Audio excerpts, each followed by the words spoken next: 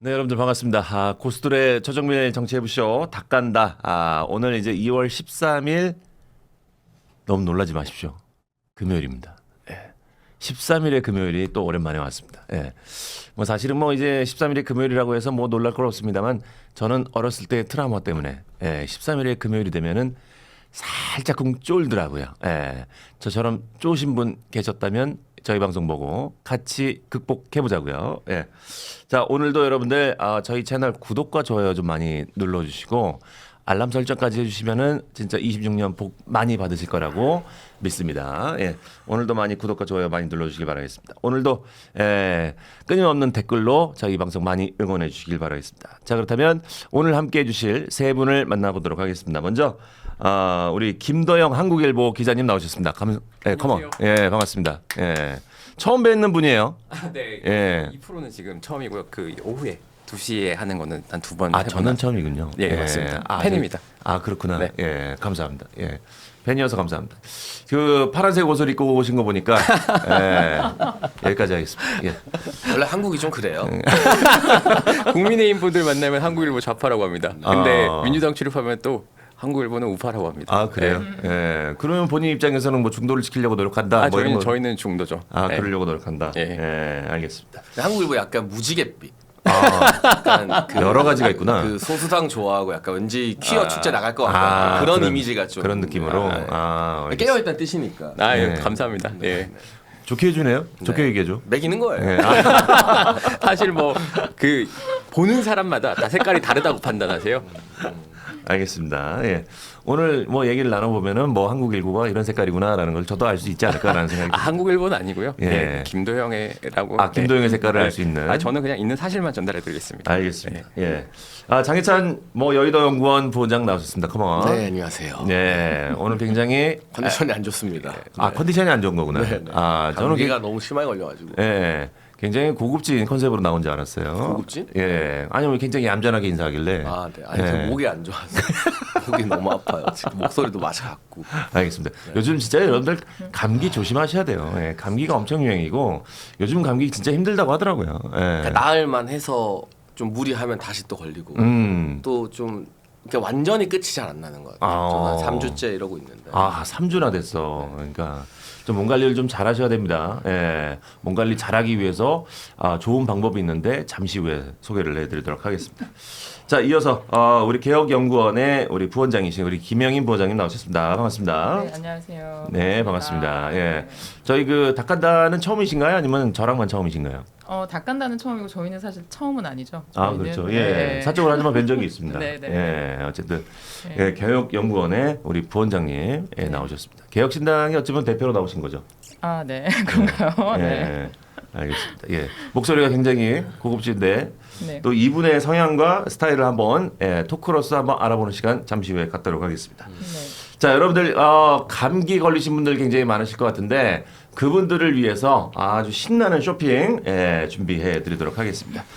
저희 여의도몰에서 판매하는 상품도 있는데 광고가 하나 들어왔습니다. 삼성 갤럭시 탭입니다. 이게 사실 이제 그 미니 태블릿을 보면은 뭐 여러 가지 브랜드가 있는데 우리가 가장 믿고 구매하는 브랜드가 바로 삼성이죠. 그래서 삼성 갤럭시 탭 중에서 A8, S급은 아닙니다. A8이라는 모델인데 와이파이 모델입니다. 그래서 화면이 10.5인치로 굉장히 큰 화면을 자랑하는 갤럭시 탭 태블릿인데 뉴퍼마켓이 엄선한 A급 리퍼 제품입니다. 리퍼 제품인데 뭐 성능에는 이상이 없는 리퍼 제품을 단 3일간 놀라운 가격 16만 5천 원에 여러분들에게 드리고 있습니다. 사실 뭐 이제 태블릿 PC를 16만 5천 원에 산다라는 것은 요즘 세상에서는 굉장히 당근을 제외하고는 뭐 말도 안 되는 이야기죠. 자, 성능을 좀 얘기하자면 쿼드 스피커가 들어가 있고요. 돌비 애트모스 사운드가 적용이 됐습니다.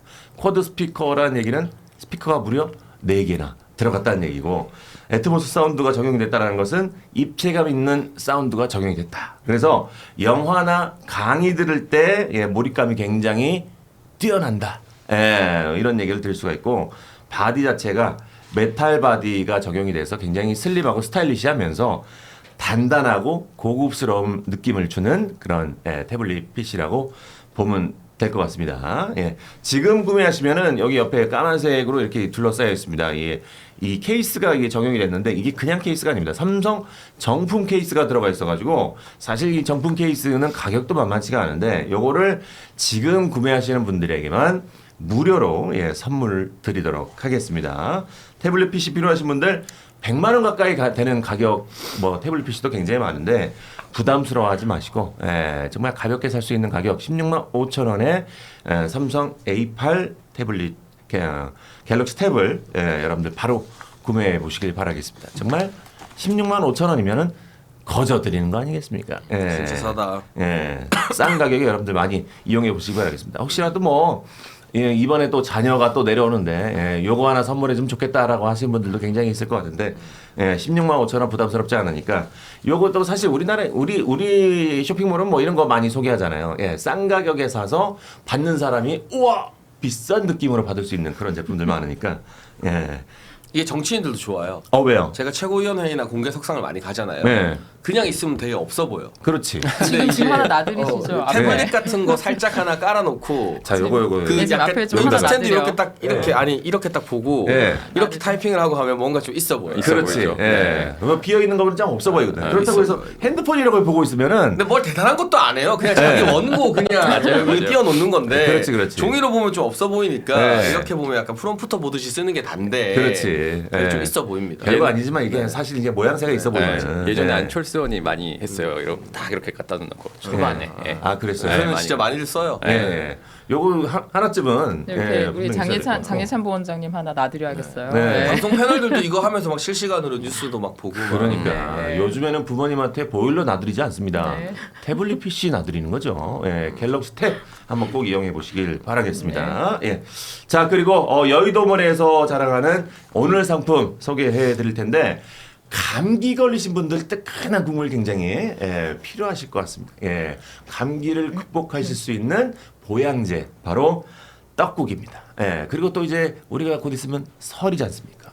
이제 오늘 이후로 이제 설 연휴가 시작이 되는데 아직 떡국 어떻게 끓일까? 스트레스 받으실 분들 저희 떡국 세트 구입하셔서 스트레스 확 날리시길 바라겠습니다. 진하게 우려낸 고기 곰탕에다가 떡국떡 약 10인분으로 구성이 됐습니다. 그래서 곰탕 국물은 5팩을 드리고 떡국떡은 10인분으로 구성이 됐습니다. 그러니까 총 10인분 용량입니다. 그래서 이것만 있으면은 설 명절 떡국이 뚝딱 완성이 되니까 쉽게 만드실 수 있고 맛도 뛰어납니다.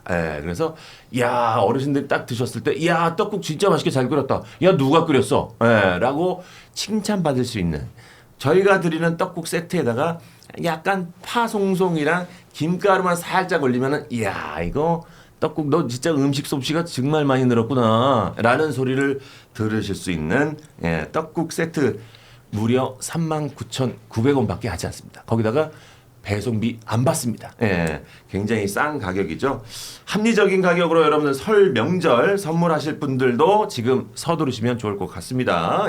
생방송 시간 내에 구매해야 여러분들 설 전에 받으실 수 있으니까 생방송이 끝나고 나서 만약에 주문하시면 설 전에 못 받으실 확률이 있습니다. 그러니까 빨리 구매해 주시길 바라겠고 인터넷 주문 힘드시거나 아니면 대량 주문 원하시는 분들은 전화 주문 주시면 됩니다. 1551-5280으로 전화 주시면 친절하게 상담해 드리도록 하겠습니다. 설날 떡국 맛있는 떡국 꼭 챙겨 드시길 바라겠습니다. 코드 M님이 네. 장해찬 때문에 들어왔는데 광고를 대체 몇 개를 하냐고. 네. 그러니까 우리가 좀 이걸 축약해서 숏하게 할 필요도 있어 보여요. 그래요? 그렇죠 형님. 근데 이제 먹고 살아야 되니까. 또 설이 또 대목이야. 누군가 또 이렇게 말을 해줘야 네. 성난 시청자들이 또 마음을 좀 가라앉히고 네. 진짜 프로신 것 같아요. 잘했어요. 진심을. 주거니 받거니. 우리 예찬이가 그런 거 참 잘해요. 오늘은 장예찬이 아니라 장칭찬으로 가겠습니다. 이제 광고 끝났으니까 네. 좀만 참으세요 여러분. 네. 딱 10분 했어요, 여러분. 10분 했어. 10시 40분에 들어오세요 그냥. 이 정도는 맞죠. 귀엽잖아요. 네. 자, 본격적인 정치해보쇼 시작해 보도록 하겠습니다. 요거 때문에 계속 뉴스가 난리가 났습니다. 뭐 이제 밥상 민심에 관한 이야기인데 이제 오늘 오후 지나면서 이제 설 연휴가 시작되지 않습니까? 그러면서 이제 6.3 지방선거 앞두고 설 명절 민심 동향에 대해서 정치권이 예의주시하고 있습니다. 이번에 서울 밥상에 가장 많이 오르내릴 이슈와 뭐 인물들이 있을 것 같은데 무엇을 꼽는지 한번 세 분의 입장을 한번 들어보고 또 이제 장동혁 대표와 우리 대통령과 우리 또 정청래 대표와의 오찬은 또 언제 진행이 되는지 이것도 한번 얘기를 해보도록 하겠습니다. 결국에는 오찬이 무산이 됐는데 다시 이제 뭐 논의해서 뭐 점심 날짜를 잡거나 그런 계획은 없는지요? 그 저한테 물어보면 어떡합니까? 들을 바 없습니까? 그 대통령실에다 물어봐야죠. 청와대에다가. 대통령이 오케이를 해야 되는 거예요? 아니면은 이날 다시 잡아서 날 뭐 밥을 드시죠라고 이렇게 뭐 여야당의 대표가 이렇게 그러니까 보통은 이제 청와대가 주도권을 가지고 있고 네. 날짜를 야당에게 물어보게 돼 있는데 이번 건은 하루 전에 좀 통보 형식으로 날라왔고요. 그랬구나. 그리고 결정적으로 이제 장동혁 대표가 참석하려 했지만 원내 여론이 안 좋았던 게 네. 밥을 먹기로 하고 바로 지금 제일 민감한 사심제라던가 네. 뭐 재판 소원 같은 반헌법적인 그러니까 이재명 대통령 퇴임 후에 무죄를 주기 위한 법안들을 법사위에서 통과시켜 버렸어요. 그러니까 뒤로는 자기들이 야당을 완전히 무시하고 할 거 다 한 다음에 네. 야 와서 밥 먹고 웃고 악수나에 사진 찍어. 네. 이러니까 이제 서운한 원내에서부터 여기에 우리가 들러리가 될 수 없다는 여론이 들끓어서 장동혁 대표가 어떻게 보면 본인 이전에 원내 다수 의원들의 좀 의견을 받아들여서 오찬을 취소했고요. 이게 다시 재개되려면 청와대가 일정 조율을 다시 잡아서 네. 정청래 대표를 끼든 아니면 영수회담 형태를 취하든 의제를 좀 조율해서 먼저 제안을 해야죠. 근데 스텝이 좀 꼬인 것 같아요. 스텝이 꼬였다. 왜냐면은 그저께 통과가 됐잖아요. 예. 그저께 통과가 될 때 아침에 사실 뭐 기자들도 마찬가지고 법사위원들도 마찬가지고 그거 민주당이 처리할 거 다 알고 있었어요. 네. 워낙에 많이 반복되어 일이기 때문에 당연히 뭐 사심제 법안 그다음에 뭐 대법관 지원법 그날 저녁에 처리될 게 예고가 돼 있었고 그 중간중간에 법사위원들 나와서 기자회견도 하고 그랬었거든요. 민주당이 무더하다. 근데 장동혁 대표가 중간에 전화 받고 오케이 한 거란 말이에요. 만약 장동혁 대표가 그런 거였으면은 예를 들면 이렇게 할 수 있는 거잖아요. 아니 홍익표 정무수석이 전화 왔을 때 근데 지금 민주당에서 이렇게 하는데 내가 지금 대통령이랑 밥을 어떻게 먹냐. 이 부분은 우리가 설 연휴에 처리하는 거 정도로 잘 하면은 내가 가갖고 우리가 이제 국민들께 좋은 소식 전해드리도록 노력하자. 이렇게 하셨어야 되는데 간다고 하셨다가 그다음에 이제 뒤통수 이미 민주당이 때를 준비를 하고 있었던 거잖아요.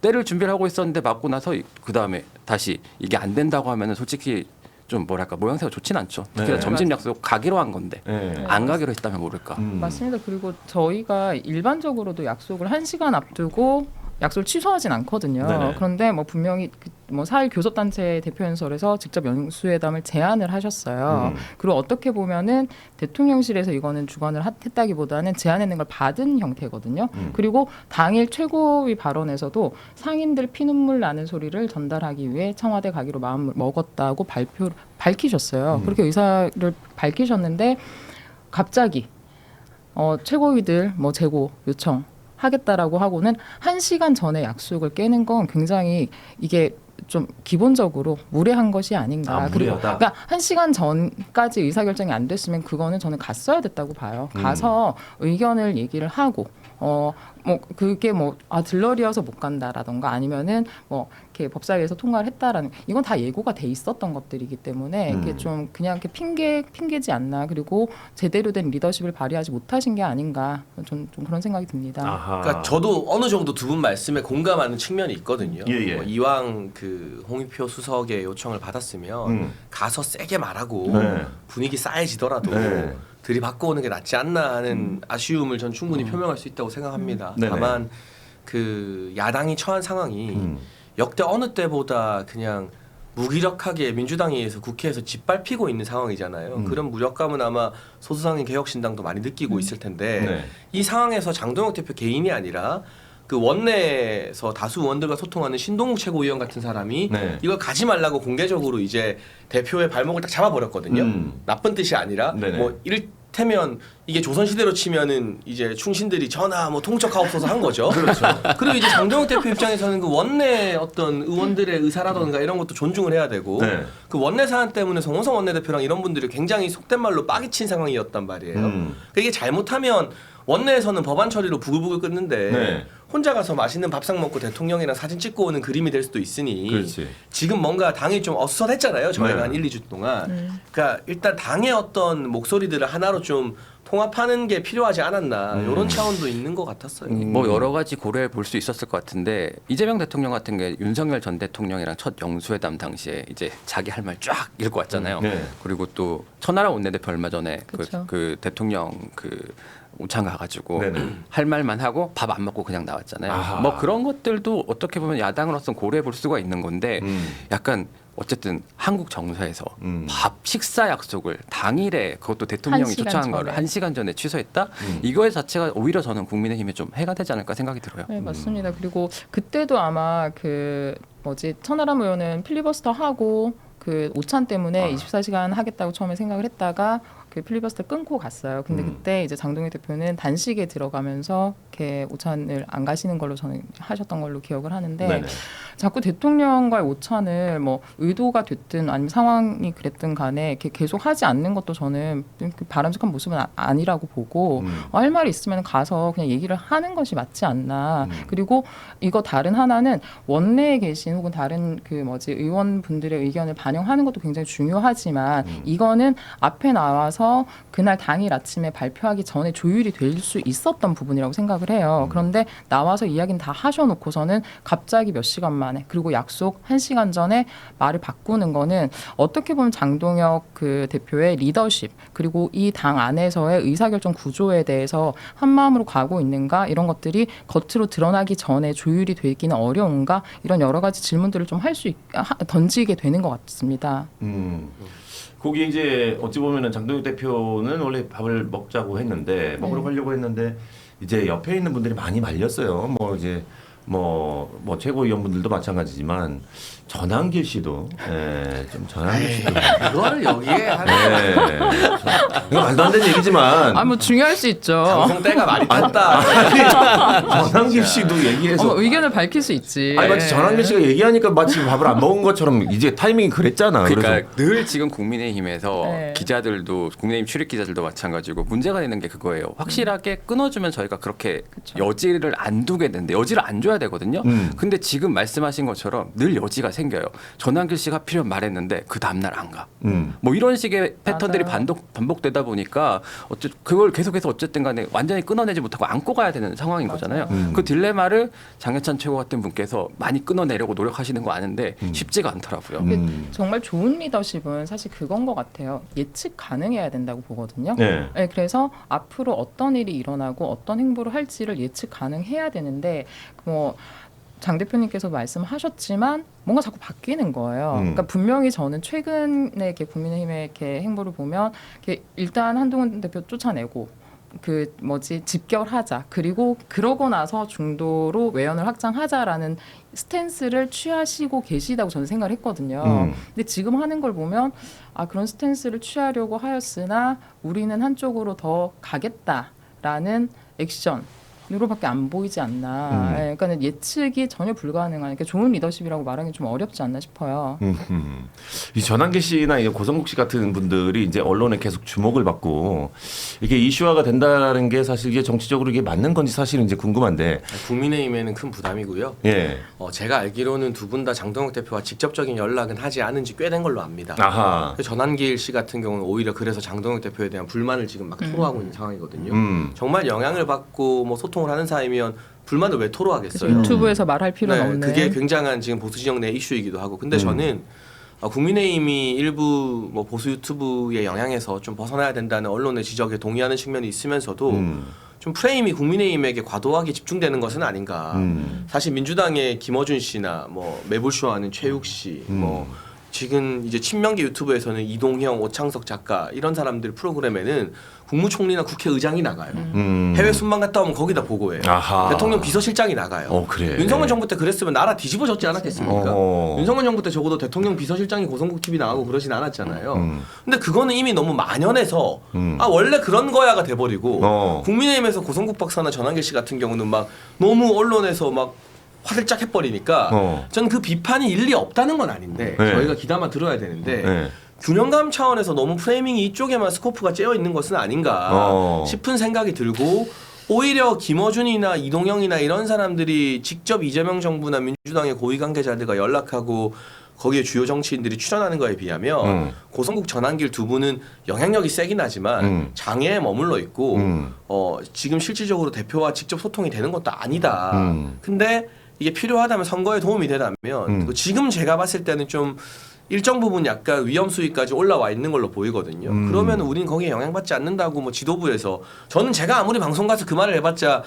이게 여의도연구원 부원장이 지도부도 아니거든요. 지금의 직책은 그렇지. 지도부에서 좀 선을 그을 필요는 있겠죠. 저는 사실 이 말씀에 되게 공감을 하면서도 근데 주장의 결이 조금 달라요. 아, 그래요? 예를 들면은 뭐 계엄에 대해서 옹호를 한다거나 이런 종류의 그 얘기를 하는 유튜버들과 뭐 저는 김원수 씨 문제 많다고 보고 뭐 그 매불쇼도 굉장히 정파적이고 거기에 민주당 정치인들이 쪼르르 가가지고 지지층만 호소하는 정책 굉장히 잘못됐다라고 보지만은 네네. 근데 거기서 뭐 계엄이 잘못됐다라든가 뭐 이런 종류의 계엄이 잘 됐다라든가 이런 종류의 주장을 펼치지는 않거든요. 그러면은 그런 부분도 좀 감안을 해야 되지 않을까라는 생각이 좀 들어요.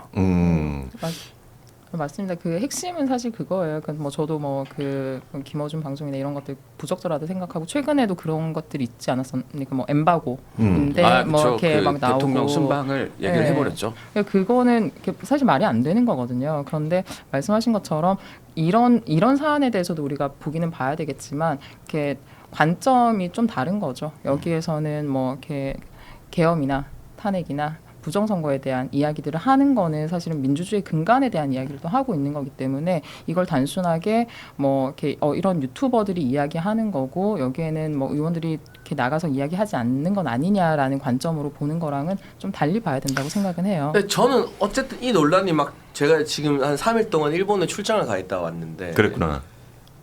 그래서 굉장히 민감한 시기를 본의 아니게 피해 본의 아니게 맞습니까? 거거든요. 본의 아니게 맞습니까? 의도가 없었나? 예언가도 아니고 제가 화요일 아침 비행기를 제가 그날 사진 않을 거잖아요. 네. 적어도 일주일, 아, 이주일 그렇죠. 전부터 예고된 출장인데 근데 딱 가자마자 이 논란이 터지면서 막 일본에 있는데 전화기가 폭발하는 거예요. 기자님들 문의나 이런 게 다 해외 출장을 핑계로 못 받았죠. 안 받았죠. 네네. 근데 그러니까 어떤 면에서는 지금 이번 주 굉장히 국민의힘이 좀 어렵고 혼란스러운 시기 지지자들도 보수 진영 내에서 여론이 좀 양분되는 네. 시기를 겪었는데 이게 하나의 터닝 포인트가 될 수도 있겠다. 말씀하신 것처럼 국민의힘이 한동훈 씨 제명 이후에는 어느 정도 진영을 추슬려서 중도로 확장하려는 전략을 장동혁 대표나 지도부가 다 갖고 있었다는 건 공이 알려진 사실인데 뜬금없이 불거진 전한길 씨 논란으로 지도부가 여기에 대해서 적절하게 선을 잘 그어주면 이게 하나의 어떤 이제 그 중도로 턴 어라운드하는 또 계기가 될 수 있지 않나. 왜냐하면 뭔가 상징적 계기가 필요하거든요. 우리가 그냥 말로만 자 이제 우리 중도로 요입당합니다라고 국민들이 받아들이는 건 아니니까. 그러니까 이게 어떻게 보면 이 논란을 어떻게 잘 수습하고 앞으로 나가냐에 따라서 전화위복이 될 수도 있겠다라는 생각이 그렇지, 듭니다. 그렇지. 제가 알기로도 많이 하여튼간 중도로 가기 위한 스텝을 많이 준비했었는데 전한길 씨가 갑자기 그 김민수 최고위원과의 대화를 공개해버리고 뭐 이런 식이 된 바람에 스텝이 많이 꼬인 것 같아요.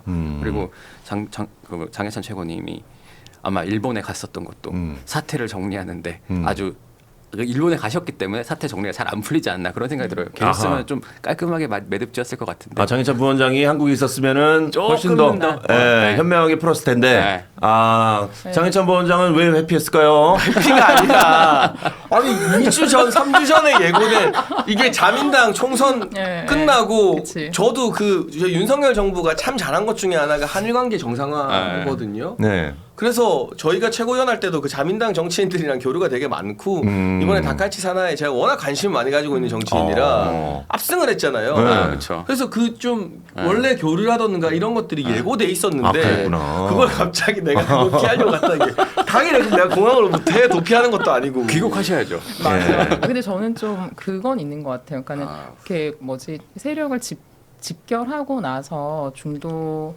외연 확장을 하는 게 사실 쉽지가 않거든요. 네. 왜냐면 이게 전략적이고 지혜로워야지 그렇지 않으면 집결하셨던 분들한테는 갑자기 왜 스탠스를 달리하지? 라는 이렇게 배신감을 좀 줄 수가 있고 중도에 계신 분들은 너희 말로만 그러는 건 아니야? 라는 좀 의구심을 던질 수가 있어요. 그래서 저는 이 관점에서 지금 이제 외연 확장하실 때 굉장히 잘 하시면 좋겠다라는 기대감은 사실은 있거든요. 아, 근데 근데 이게 그럴 때 왜 또 일본을 가셔가지고 아니, 근데 이게 사실 제가 이제 우리 당의 어떤 주류 당원들이나 이런 분들과 유튜브나 방송으로 이제 면대면 소통을 많이 하잖아요. 네네네. 그러면 대체적 공감대가 있었어요.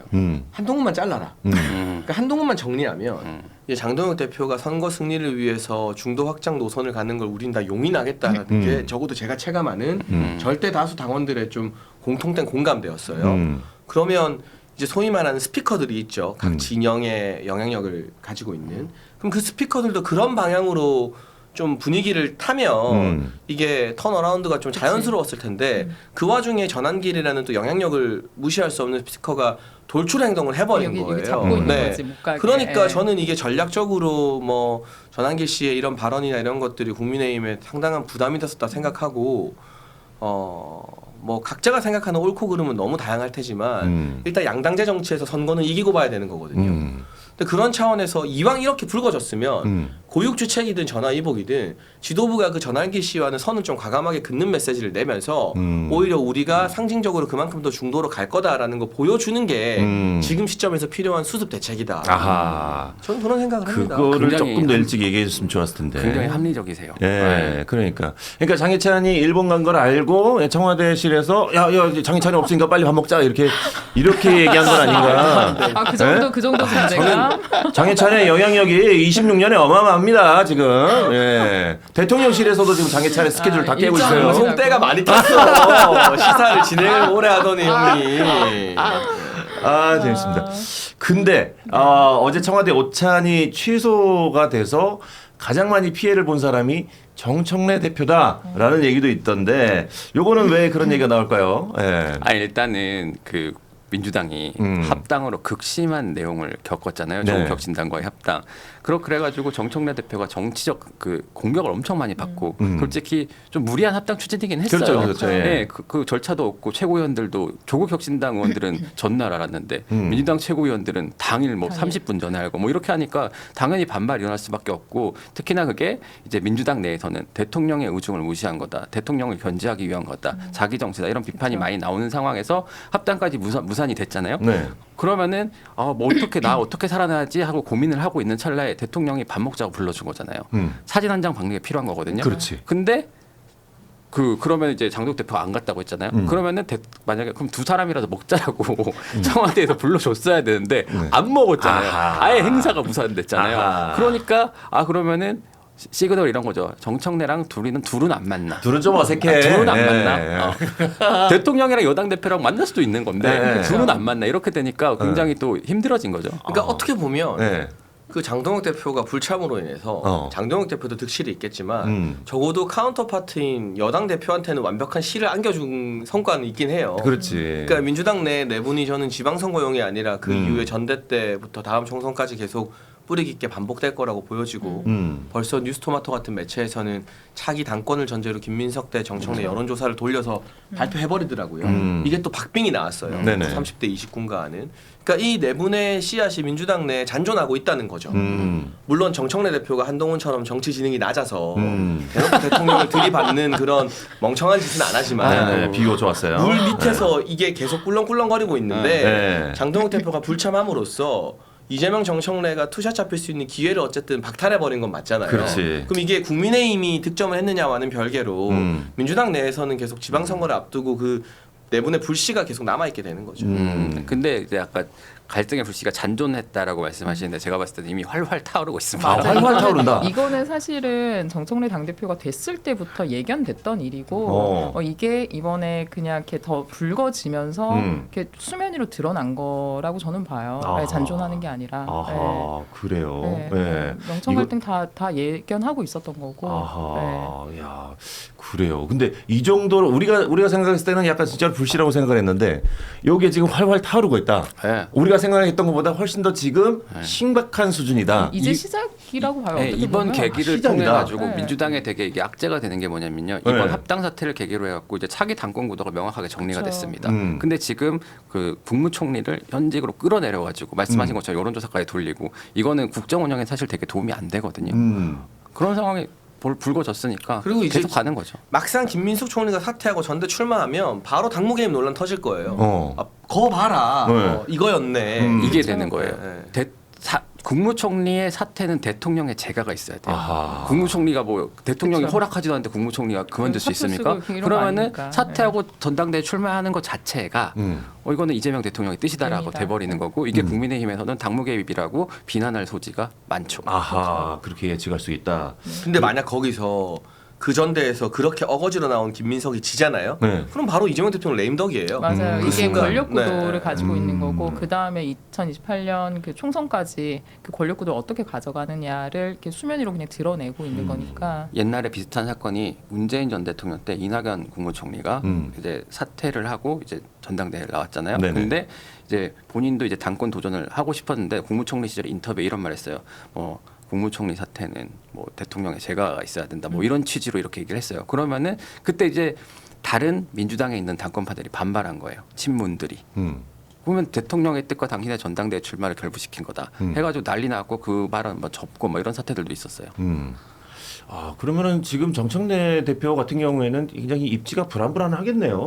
예. 불안불안하죠. 정청래 대표는 제가 듣기로 다음 당권을 사수 못하면 자기가 당 대표가 못 되는 게 아니라 컷오프 당할 거다. 맞죠. 이렇게 생각하고 있는 거 같아요. 여러 가지 방법들이 있어요. 예를 들면은 이재명 대통령이 정청래 대표한테 장관직을 줘버려요.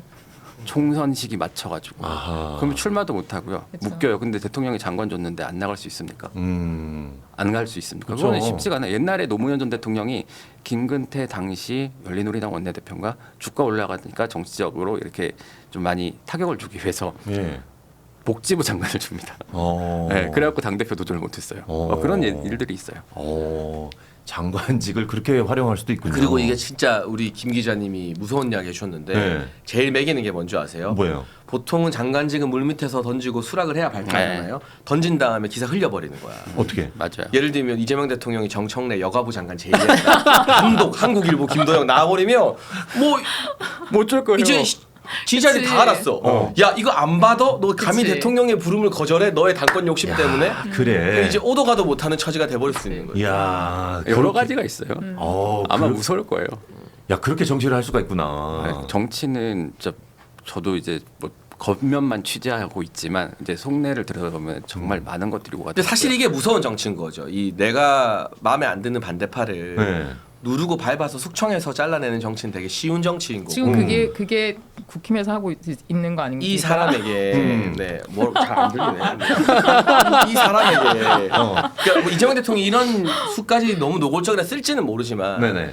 그러니까 애매한 자리를 줘서 보내버리는 게 사실은 또 고단수로 매겨버리는 거죠. 야, 이게 지금 장관직에 대한 양면성이 있네. 윤석열 전 대통령이 그런 고단수의 정치는 구사하지 못했던 네, 걸로 맞아요. 보입니다. 근데 저는 그랬구나. 개인적으로는 이렇게 사실 거대 양당의 그 당 대표의 리더십과 이렇게 말씀하시는 뭐 고단수 아니면은 뭐 이렇게 좀 스킬이 부족한 그런 정치적인 거는 어떤 면에서 보면 사실 논란이 계속 같이 가고 있는 거 아닌가 당내 갈등들이 네, 좀 그렇게 봅니다. 아, 알겠습니다.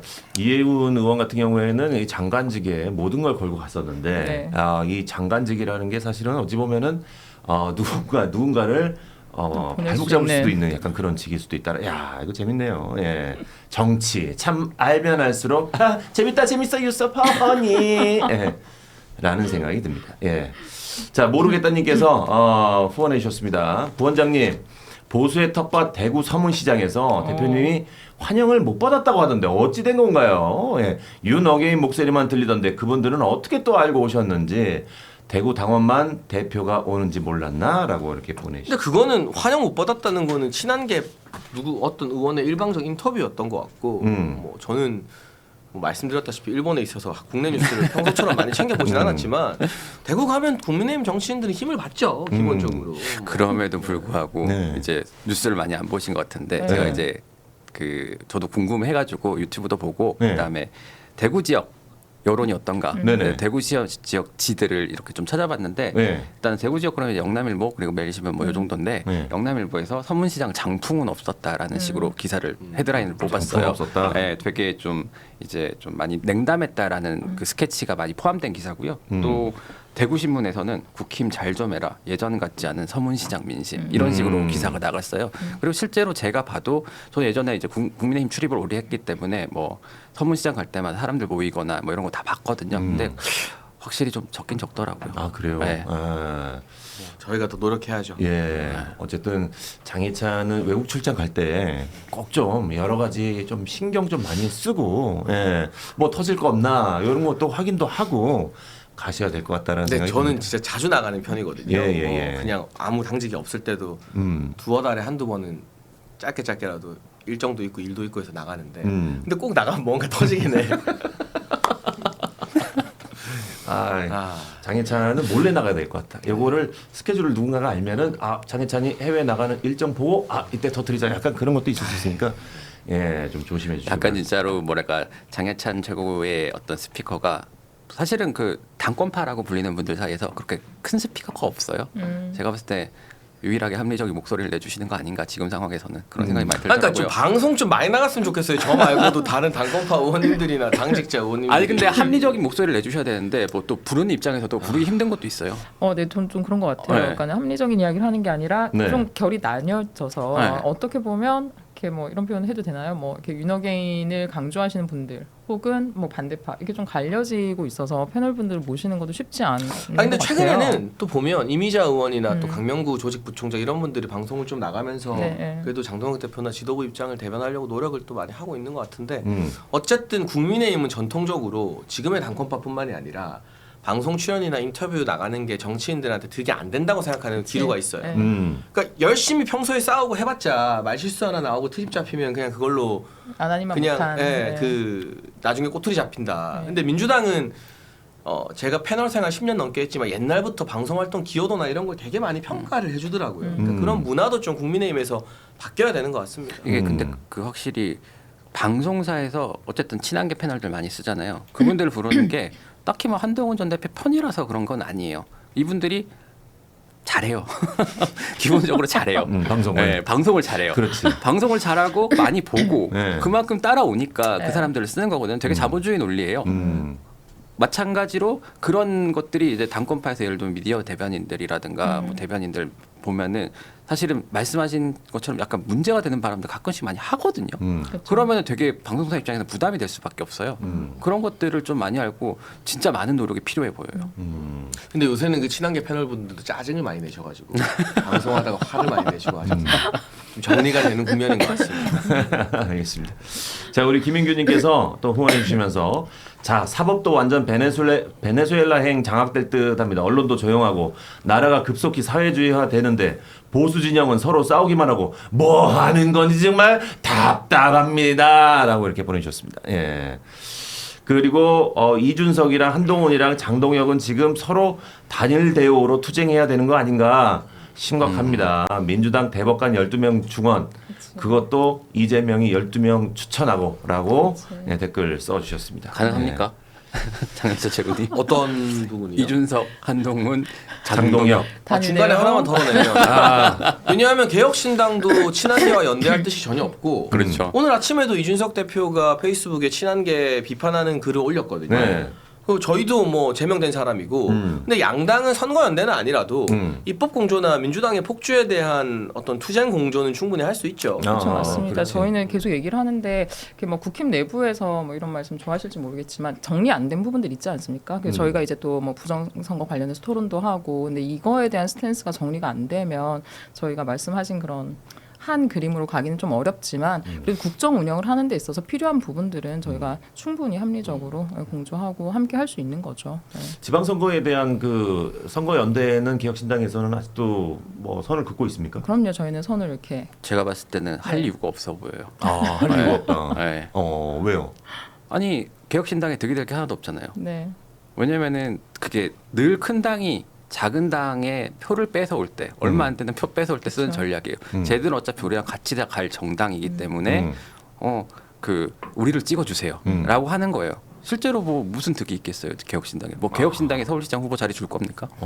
대구시장 자리 줄 겁니까? 못 주잖아요. 네. 그러면은 뭐 기초의원 몇 개 차라리 그냥 개혁신당으로서는 여기에서 국민의힘을 이겼다라는 상징성을 확보하는 게 제가 봤을 때는 필요할 것 같아요. 네 맞습니다. 네. 그리고 이렇게 뭐 이번에 저희가 전략적으로 접근하고 있는 스탠스 같은 것도 뭐 이렇게 선거 연대를 해서 하는 것보다는 저희 선명성을 좀 더 드러내는 것들이 중요하지 않나. 네. 그 저도 선거연대는 지방선거 때 뭐 가능할 거라고 보진 않습니다. 근데 그것과 소위 말하는 공조투쟁이나 입법 연대 그렇죠. 등은 그건 가능한 거고. 다르니까. 예. 근데 이제 개혁신당 입장에서도 부담은 될 거예요. 그러니까 이준석 대표가 대선에서 8%를 얻은 건 이준석이라는 브랜드이기 때문에 가능했던 거거든요. 그렇죠. 근데 지금 솔직히 개혁신당의 서울시장 후보군, 부산시장 후보군, 대구시장 후보군 정치 초고관여층인 저희도 잘 모르는 분들이에요. 제가 그분들을 비하하는 게 아닙니다. 네, 아무 네. 개인적 감정이 없어요. 네. 영어로 no offense라고 하죠. no offense예요, 진짜. 일본 갔다 와서 근데 영어를 쓰시네. 그게 일본어로 예. 좀. 근데 일본어는 못합니다. 오케이. 근데 객관적으로 이분들이 인지도 면에 있어서 너무나 솔직히 말하면 다른 후보들이나 이런 분들에 비해서는 뒤처지기 때문에 개혁신당이 담보하는 정당 지지율이 보통 3%가 나오잖아요. 그 정당 지지율을 이분들이 온전히 흡수할 수 있을까도 저는 과제라고 보는데 여기서 2, 3%가 나와버리면 개혁신당 전체 브랜드 가치가 또 훼손될 수 있거든요. 아하. 아이 그러더니 결국 2%였네, 3%였네가 되면 다음 총선을 앞두고 개혁신당이 또 몸값을 막 부풀려야 할 텐데 오히려 이번 지방선거에서 독자 노선 걸어서 완주하는 게 의의는 있을지 몰라도 실리적 측면에서는 또 브랜드 훼손이 될 수 있다 이런 고민도 있을 겁니다. 그렇지. 예. 저도 개인적으로는 비슷한 생각을 하고 있고 그래 개혁신당 근데 입장에서는 너무 기존의 정당 문법을 따라가면서 막 판을 키울 필요는 없다고 봐요. 네. 예를 들면 보궐선거에 집중을 한다거나 아니면 저는 기초단체장 하나만 얻어도 굉장한 성과라고 보거든요. 그렇게 오히려 전선을 넓혀갖고 큰 패배를 당하느니 작은데 국소적으로 집중을 해갖고 거기서 승리를 하면은 분명히 저희 언론은 씁니다. 개혁신당이 성과를 보였다. 그래요? 네. 근데 서울시장 말씀하신 대로 2% 3% 나오면 좀 힘들죠. 거기에 대한 의미를 어떻게 부여할 것이냐. 예를 들면은 사실 저도 기자 입장에 좀 황당했던 부분이 한동훈 전 대표가 금정구청장 이긴 거를 가지고 굉장히 이렇게 많이 했었어요. 그래요? 좀 지능이 낮은 거 아니에요? 근데 어쨌든 약간 뭐 그런 식의 전략도 필요한 거 아닌가라는 생각이 들더라고요. 참 이게 이렇게 할지도 못하고 저렇게 할지도 못하는데 지금 소신껏 계속 이렇게 자기 주장을 펼쳐나가면서 당을 이끌어가는 게 참 네. 쉽지만은 않을 거고. 그 소수당이 예를 들면 구청장 네. 하나 이긴 건 되게 큰 성과죠. 맞아요. 근데 양당이 구청장 이겼다고 막 자랑하는 거는 약간 저 사람 어디 아픈가? 약간 뭐 그런 이야기 나오는 거고. 그 말씀하신 것처럼 사실 쉽지 않은 건 맞아요. 네. 그리고 뭐 이번 지금 이렇게 이제 작년 대선 하고 나서 올해 지선을 하는 게 쉽지 않은 거는 뭐 저희뿐만이 아니라 국힘에서도 쉽지 않을 거라고 저는 보고 있긴 하지만 저희가 그래서 뭐 몇 석을 얻었느냐도 중요할 수 있는데 저희가 뭐 99만 원 선거라던가 공천 온라인 공천 시스템이라던가 이런 것들을 하는 것 자체가 어떻게 보면 기존의 선거 문법과는 다른 것 그리고 지금 계속 문제가 되고 있는 공천 헌금이나 이런 것들이 가진 자들의 전유물이라고 해야 되나 그런 것들을 바꾸는 정치 문화를 바꾸는 것 그리고 정치 실험을 하는 것도 저는 굉장히 의의가 있다고 봐요. 그래서 가지지 않더라도 실력 있고 능력 있으신 분들이 정치 쪽에 들어와서 활동을 할 수 있도록 시도해보는 것 그 자체 그래서 정치계에 들어올 수 있는 그 문턱을 낮추는 것 자체도 굉장히 의의 있는 것이 아닌가. 예. 그리고 나서 뭐 그렇다고 해서 우리가 뭐 결과를 뭐 신경 안 쓰겠다 그건 아니고 저희도 전략적인 고민들 다 하고 있지만 여러 가지 의미들 그리고 저희가 시도하는 것들 자체부터가 저는 의미가 있는 것이 아닌가 그렇게 생각합니다. 네, 알겠습니다. 어쨌든 뭐 이 소신 있는 이준석 대표의 고집, 앞으로도 고집. 신념, 지켜보도록 하겠습니다. 신념, 고집의 신념. 아니 고집이 있어야지 대표면. 네. 당연히. 예. 사실 근데 저희 여의도 넘어 TV는 소신보다는 좀 더 커지는 채널이 되고 그럼요. 싶습니다. 네. 그러니까 여러분들 구독 버튼 좀 많이 좀 눌러주시고, 좋아요 버튼 많이 좀 눌러주십시오. 저희는 숫자가 늘어나면 늘어날수록 그렇게 한방 웃음을 짓더라고요. 그러니까 많이 좀 저희 좀 따라와 주시길 바라겠습니다. 함께 갔으면 좋겠습니다. 자, 우리 모르겠다님께서 기자님 칭찬을 했습니다. 기자님 고정 가자라고 하시면서 감사합니다. 약간 칭찬 나왔어요. 그러니까 원래 금요일이 되게 예능 조합이었는데 이렇게 나오니까 굉장히 차분하고 심도 있는 정치 이야기를 하게 되네요. 아니, 댓글 어저께서 내가 보니까 재밌다 재밌어 유서펀이라 하겠어. 앞서 댓글에 막 그런 게 있더라고요. 저희 패널들 보더니 이제 장해찬 텐션 안 나오겠네. 맞아. 그 전에 저는 이렇게 세 분의 케미가 굉장히 좋았다고 생각을 했거든요. 그럼요. 오늘은 또 다른 느낌으로 차분하게 또 또. 나쁘지 않네요. 왜냐하면 세연이 누나나 기은이 형이 없는데 여기서 제가 혼자 개그를 해봤자 혼자 광인이 되기 아무도 안 받아. 때문에 그거 너무 재밌어요. 저 너무 잘 보고 있어요. 네, 저도요. 네. 알겠습니다. 자, 다음 주제로 넘어가겠습니다. 국민의힘이 이제 재판소원법과 대법관 증언법의 법사위 통과를 불참 이유로 내걸고 있는데 법사위 통과가 이게 사실 다들 예상됐던 거죠, 사실은. 아까 그렇게 말씀해 주셨는데. 예. 또 본회의가 아닌 법사위 통과 정도로 갑작스러운 불참 결정은 또 지나친 게 아닌가라는 평가도 나오고 있습니다. 이게 이제 뭐 재판 소원제라고 하는데 사실 이제 4심제죠. 사실상 이제 4심제가 바로 통과가 돼버린 거에 대해서 약간은 야당에서 좀 스파크가 나오고 있는데 요게 정확하게 국민들도 이제 또 피해를 볼 수도 있다라고 생각하시는 분들도 굉장히 많은데 어떻게 이제 또 저기 피해를 볼 수 있는 사건이 또 발생할 수 있는지 요거에 대해서 좀 설명을 해주시길 바라고 이게 4심제가 이제 법이 통과됐으니까 바로 이렇게 진행이 되는 건지 이것도 궁금하네요. 예. 아직 본회의가 통과가 안 돼가지고요. 아마 설 연휴 지나고 처리할 것 같은데 그렇게 그러면 되면 본회의도 통과가 될 확률이 높다라는 건가요? 무조건 통과가 되죠. 아, 무조건 네. 통과가 된다. 네. 그렇게 되면 이제 이거예요. 이제 지금 현행법에서는 그 대법원에서 확정 판결에 대해서는 헌법 소원을 제기를 할 수가 없어요. 네. 그런데 대법원에서 확정 판결에 나도 헌법 소원을 진행할 수 있도록 하는 내용이거든요. 근데 이거를 저는 개인적으로 이거를 뭐 이재명 대통령 무죄를 받게 하기 위한 것이란 거랑 조금 저는 결은 좀 다른 것 같아요. 결이 다르다. 네, 기본적으로 이거는 뭐랄까 대법관들의 권위라든가 그게 지금 대법관 증언법도 그렇고 이 사심제법도 그렇고 대법원의 권위 자체를 좀 뭐랄까 형해화시키려는 것 같다라는 생각이 들어요. 왜냐하면 그 대법관 수가 늘어나면 기존에 갖고 있던 14명의 대법관들이 힘이 분명히 약해지고요. 그다음에 대법관들이 확정한 판결에 대해서도 또 문제 삼을 수 있는 구실을 만들면서 이제 그 대법관들 가진 권위 자체가 무너지는 거잖아요. 그렇게 되면은 그러면서 이제 기존에 근데 민주당은 그거를 이제 사법 개혁이라고 보고 있는 거죠. 대법관의 뭐 기득권을 내려놓게 하는 것, 뭐 그런 차원에서 좀 이해가 돼야 될 것 같아요. 그리고 이재명 대통령 무죄라는 것 자체가 제가 잘 이해가 안 되는 게 그냥 지금 민주당 의원들은 공소 취소해야 된다라고 얘기하는 거잖아요. 네. 그렇게 되면 그냥 그거 무죄 되는 거 아닌가요? 네, 그런 생각이 들더라고요. 근데 이로 인한 사회적 비용이 어마어마하게 증가할 겁니다. 그러겠죠. 맞습니다. 네. 그러니까 우리나라 3심제라는 게 무조건 3심을 가야 된다는 게 아닌데 재판을 받는 입장에서는 무조건 3심까지 가고 있잖아요. 그러니까 대법원의 어떤 그 재판 부담도 많이 증가되고 있고 대법원 판결도 너무 늦게 나오고 있고 하는 것들이 법조에 계속 오래된 문제인데 네네. 그걸 해소하기 위한 대법관 증언은 저는 찬반을 떠나서 논리적으로 고민해볼 가치는 있다고 생각하는데 이걸 헌재한테 맡긴다? 그럼 헌재는 뭐 절대적 권위를 가진 기관인가요? 근데 오히려 대법관들과 헌법재판관들의 커리어를 비교해보면 대법관들이 비교도 안 될 정도로 사실은 더 우수한 법관들이 많아요. 아, 그래요? 네, 그게 맞아요. 일반적으로 네. 법조 상식이에요. 네. 근데 그 사람들의 판결을 건너뛰고 헌재 같은 경우는 정치적 이유로 와 도대체 이게 맞아 하는 사람들도 가끔 헌법재판관이 되거든요. 근데 그런 사람들이 내린 판결을 기초로 한다? 그럼 이제 우리나라에서 4심 안 가는 사람이 없을 겁니다. 4심 있는데 누가 3심에서 승복하고 이걸 접겠습니까? 그러면 또 헌재가 또 거의 반마비 상태가 되겠죠.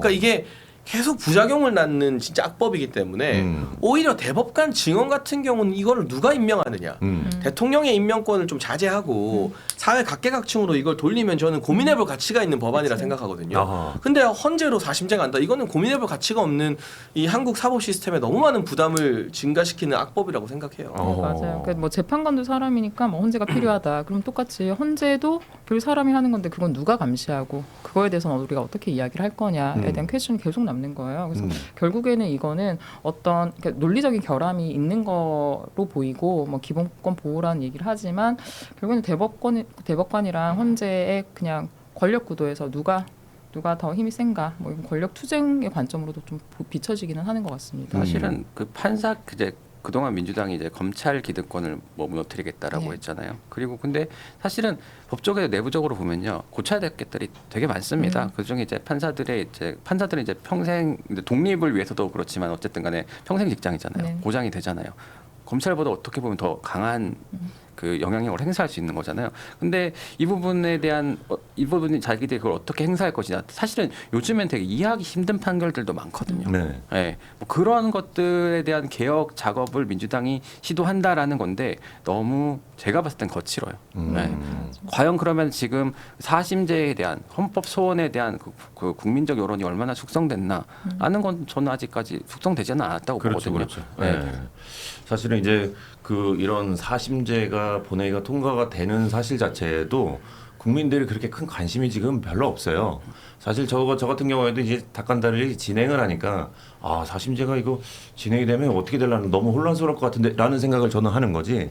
사실 저도 이제 뭐 여기 진행을 안 하고 아무런 정치에 관심이 없었으면은 3심제든 4심제든 그게 뭐가 중요해 지금 약간 그런 생각을 했을 것 같아. 예. 지금 많은 국민들도 4심제가 지금 본회의 통과된 것 자체가 전혀 그게 뭐야라고 이렇게 물어볼 수밖에 없거든요. 근데 이게 또 재판을 하는 입장에서는 네. 저는 재재판도 받아보고 있고 진행도 하고 있고 한데 이게 좀 빨리 끝내야 사람이 일상으로 돌아가고 그치. 뭔가 그렇지, 정리가 맞아. 되는데 예를 그럼. 들면 피해자 입장이라고 봐요. 뭐 형사 사건의 피해자. 근데 상대 가해자가 계속 항소하는데 이걸 또 항소할 수 있다? 너무 그럼 예를 짜증나지. 들면 뭐 성범죄든 강력범죄든 뭐 사기든 피해를 받은 분들이 본인 사건에서 결론이 나서 구제받을 수 있는 기간이 그만큼 더 늘어나는 늘어나는 거죠. 거고 그렇지. 뭐 하나 빠꾸 먹으면 파기환송 지금 대법원 파기환송뿐만 아니라 헌재 파기심 그럼 변호사를 또 얼마나 써야 되고 그러니까. 변호사 한 번 쓸 때마다 그게 일반인은 감당하기 힘든 금액인데 이게 힘없는 일반 사람들한테 어마어마한 부담이 전가된다니까요. 맞아요. 사실 이 부분이 제가 봤을 때 제일 적확한 지적인 것 같은 게 아마 독일인가 비슷한 제도가 있을 거예요. 네. 근데 보통 대법원에서 확정 판결 난 게 헌법소원으로 가가지고 인용될 경우는 거의 없습니다. 네. 영권이라고 하더라고요. 아 그래요. 네, 네. 실질적으로는 되게 많은 소송에 대한 이제 행정 부담만 가중시키는 반면에 그걸로 인한 실익은 없고 오히려 근데 대법원의 기득권 자체를 무너뜨리는 데는 좀 도움이 거기 그 정도의 기여를 할 수 있을 것 같다. 그러니까 이게 소위 말하는 야 대법원 너네가 감히 이재명에 대해서 유죄 판결을 때렸어? 너네 가만 안 둬라는 복수심 말고는 아무 논리적으로 이해가 안 되는 법안인 거예요. 그러니까 대법관 증언 가지고 차라리 토론을 하자 이거예요. 어떻게 증언할 것인가를 그쵸. 가지고. 대법관 증언은 솔직히 좀 다뤄볼 만한 주제인 것 같은 게 왜냐면은 그 우리나라가 대륙법 따라가잖아요. 물론 영미법적 요소가 많지만 보통 대륙법 따라가는 그 국가들에서는 많아요. 기본적으로 대법관 수가.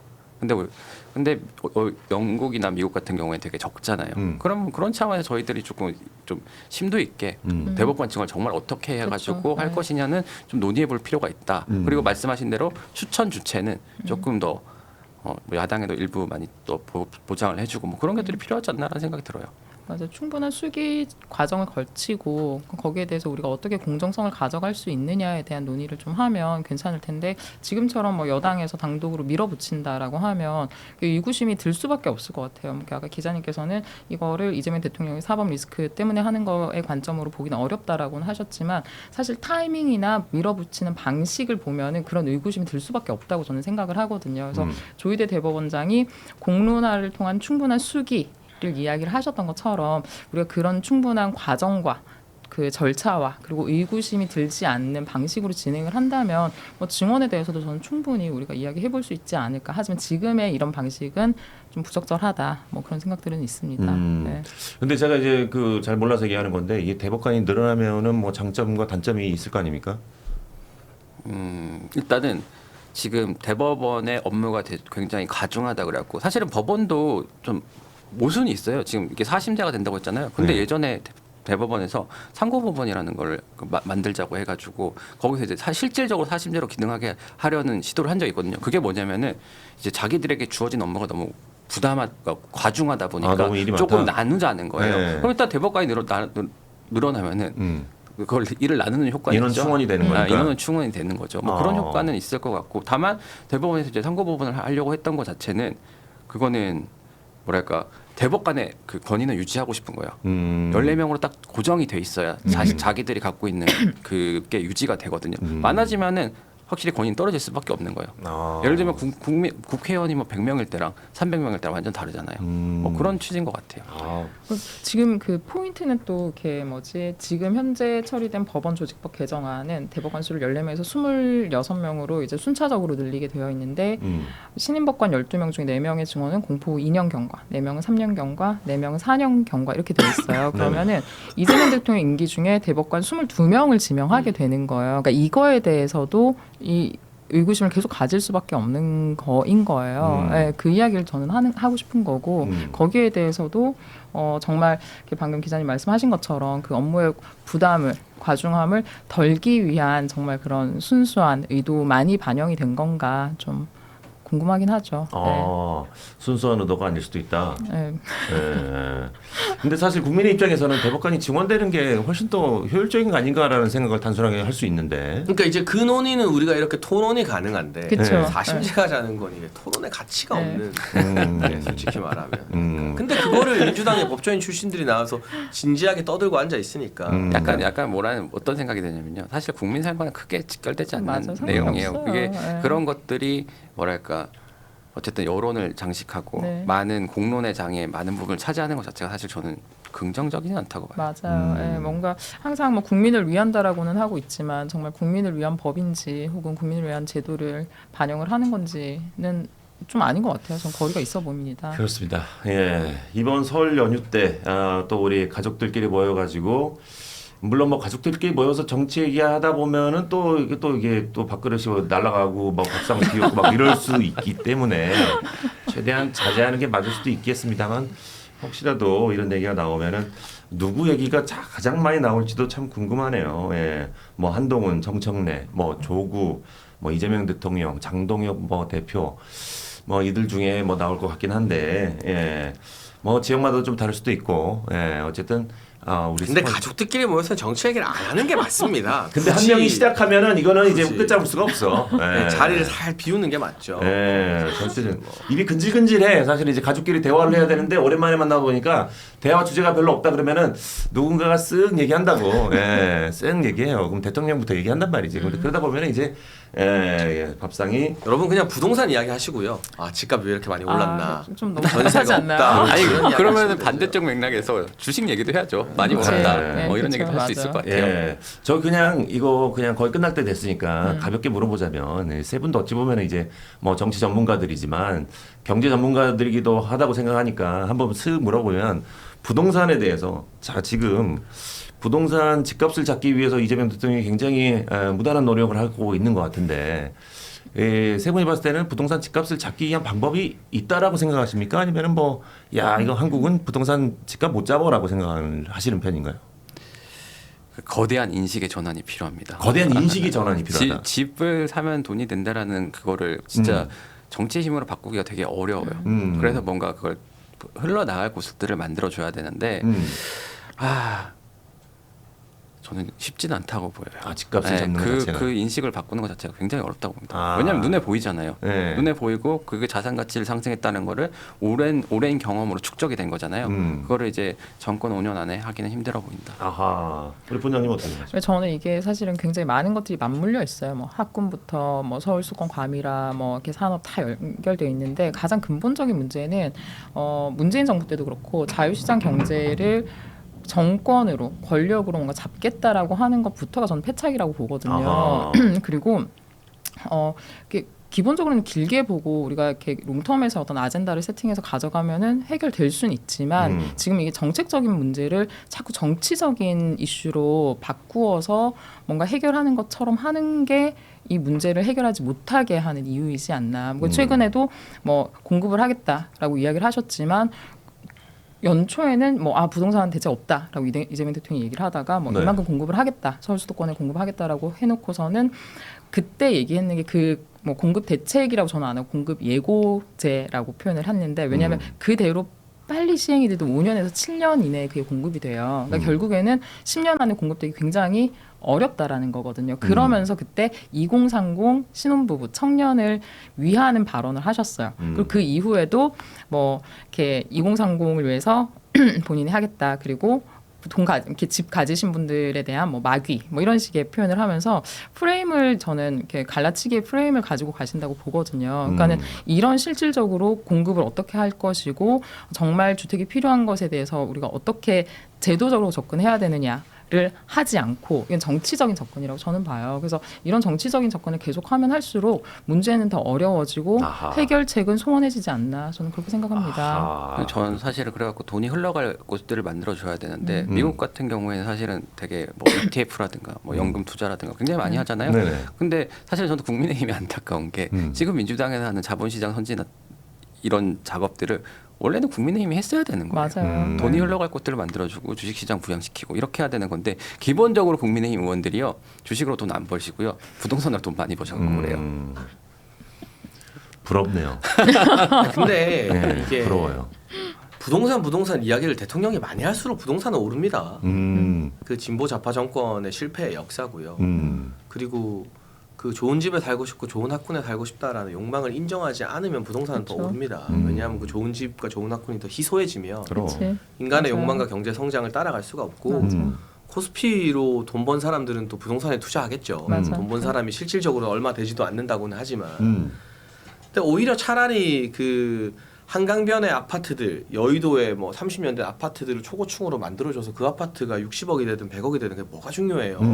부자들은 100억 아파트 사게 냅두고 그렇지. 10억 언더로 살 수 있는 신축 아파트들을 좀 빨리빨리 많이 공급하는 게 길인데 아하. 그걸 억누르고 하다 보니까 이상한 뭐 재개발, 재건축 수요, 뭐 갭 투자, 온갖 기형적인 투자 심리가 더 자극이 되는 거거든요. 맞습니다. 사실은 뭐 이해가 안 돼요. 부동산 기자들은 거의 그래요. 박원순 시장 때 많이 막혔다. 맞아요.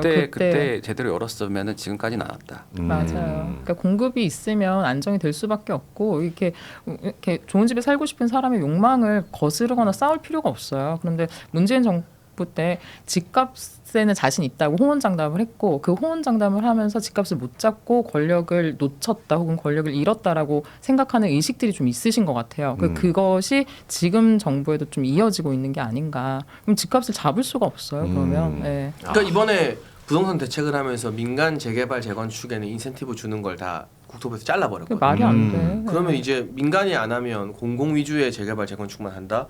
그러면 이 수요를 감당할 수가 없고 집이 충분하잖아. 근데 아직도 서울시의 대다수 아파트들은 지하 주차장과 아파트가 연결 안 된 곳들이 많습니다. 맞아. 동에 특히. 그러면 비 내릴 때 그 장 보고 오면 엄청 불편하다고요. 네. 그러니까 뭐 대단한 우리가 50억 아파트 살고 싶은 게 아니라 한 소소한 거, 편한 거, 대출 작은 받아서 거. 10억 내외에서 신축 아파트 살고 싶고 신축 아파트가 모이면 거기에 초등학교가 생기고 그렇죠. 하는 아이들 키우기 것들을 편한 거. 그 강북 지역이나 이런데 하게 해줘야 돼요. 그러면 그 지역의 집값은 일시적으로 좀 뜨겠죠. 그렇지만 그걸 안정이 감안하고 되지. 가야 이게 장기적으로 안정화되고 이게 올해가 아니더라도 내가 5년 뒤에도 집을 살 수 있다는 확신이 있어야 이제 집값이 패닉의 그렇죠. 어떤 심리에서 벗어나는 그렇지. 건데 네. 진보 정부 들어서면 계속 공급을 줄여버리니까 이게 희소화가 되고 뭐 점점 더 망하는 길로. 근데 저는 이재명 정부 좀 다를 줄 알았거든요. 벌써 2번의 실패가 있어서 노무현 문재인 정부 그 김수현의 길과는 다른 길을 갈 그쵸. 줄 알았는데 똑같아요. 결국 백약이 묘하고 자산 가치가 높아지고 원화 가치 떨어지니까 급하니까 꺼낼 수 있는 게 그 김수현식 네. 부동산 정책밖에 없는 것 같아서 안타깝고 다른 걸 아무리 이재명 정부가 잘한들 정치에 있어서는 고수거든요. 이재명 대통령이 인정할 그치. 수밖에 없어요. 국민의힘이 지금 뭐 어렵죠. 헤매고 있죠. 근데 한국은 대한민국 모든 중산층 가구의 자산 1순위가 다 부동산에 그게 심지어 전세 보증금이라도 다 놓여 적립되어 있죠. 있는 나라이기 때문에 부동산이 망하면 정권은 날아가요. 맞아. 저는 아하. 그 길로 또 가는 것 같아요. 근데 그게 저는 그래서 아까 정책과 정치를 얘기를 했는데 김수현 전 청와대 정책실장이 한 게 다주택자 악마화 프레임을 만들었어요. 그러면서 다주택자는 나빠. 근데 사실은 다주택자들이 공급을 하는 거나 뭐 이렇게 다주택자들이 한국에 죄송합니다. 많지 않거든요. 근데 그렇게 프레임을 만들어 가면서 무주택자들에 대한 이렇게 표를 민심을 얻는 거죠. 그러니까 저는 지금도 사실은 뭐 부동산 대책에 대한 고민보다는 지선을 앞두고 어쨌든 표심, 그러니까 단기적인 처방과 표심을 얻기 위해서 이러는 게 아닌가 그런 생각들을 또 해요. 알겠습니다. 예, 대한민국에서는 정말 집 나간 며느리랑 집값은 참 찾기 어렵다. 라는 게 확실시되고 있습니다. 예. 자, 오늘 방송 저희가 준비한 거는 여기까지고요. 저희가 앞서 말씀드렸듯이 뉴퍼마켓에서 엄선한 A급 리퍼 제품을 여러분들 판매를 하고 있습니다. 3일간의 놀라운 가격인 16만 5천 원에 여러분들에게 갤럭시 탭 A8 모델을 여러분들에게 판매를 하고 있는데 우리 장희찬 부원장이 갤럭시 탭 A8을 지금까지 1시간 동안 썼어요. 계속 터치를 하면서 검색을 하면서 써봤어요. 어떻습니까, 후기가? 이게 10만 원대라고는 믿을 수가 없고 믿을 수가 없죠. 일단 중요한 건 가격이 아니라 그렇지. 남들이 이걸 얼마짜리로 보느냐가 중요한 그렇지. 거거든요. 자본주의 사회에서. 그렇지. 적어도 한 6, 70만 원짜리를 쓰는 약간 스마트한 남자로 보일 수 있다. 아하. 그렇게 추천을 드리겠습니다. 진짜 잘한다.